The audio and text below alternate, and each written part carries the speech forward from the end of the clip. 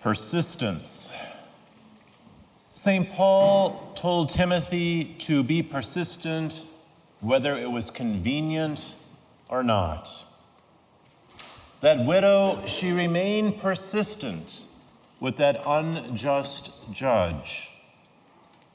And I myself have learned persistence firsthand.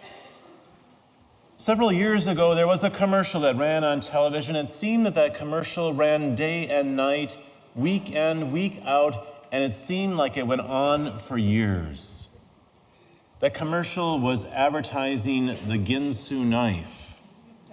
And according to the commercial, that knife could cut through a nail, it could cut through an aluminum can, and it could cut your tomato after that like butter. The commercial continued with a display of all these different functions that the knife had, all the different things that you could receive for just $19.95. So all you had to do was immediately pick up the phone and dial the 1-800 number. And if you acted immediately and paid just $1 more, you could get an additional 6 steak knives. What a bargain! $19.95. You turn on the television a day later. For just $19.95, you too could have this set of steak knives and this Ginsu knife, day in and day out.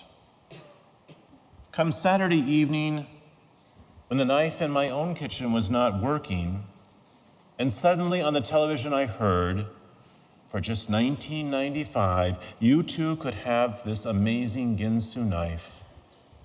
I picked up the phone and called the number and ordered my set of Ginsu knives. All those years, persistence, day in, day out, for just $19.95. Think for a moment. Has it ever happened to you? A child maybe complaining day in and day out about something until you finally give in to them. Persistence. Persistence. And that's what Jesus is telling us about today. He's reminding us to be persistent in our faith, in our prayer lives. There's so many times when we face issues in our life, when there's a concern, when there's a problem, and we turn to God for prayer, asking for his help, and we expect the answer within a day or two, and it doesn't come, and we give up on God. Are we being persistent? Are we constantly asking him for his help? At first reading that we heard this morning, we hear of Moses' persistence, how Amalek was mowing down the Israelites. And as Moses kept his hands held high, they had the advantage. But when he began to slowly let them down, Amalek and his army began to take over the Israelites. So he even asked for the assistance of Joshua to help him to hold up his hands. To be persistent. To be persistent. Are we being persistent in our lives?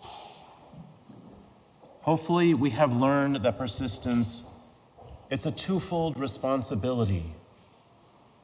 God is always generous with us. He gives us what we need. But are we, in turn, being persistent in keeping our end of the bargain? Today, Jesus is asking us to persevere in our faith and truly loving our neighbor and keeping his commandments.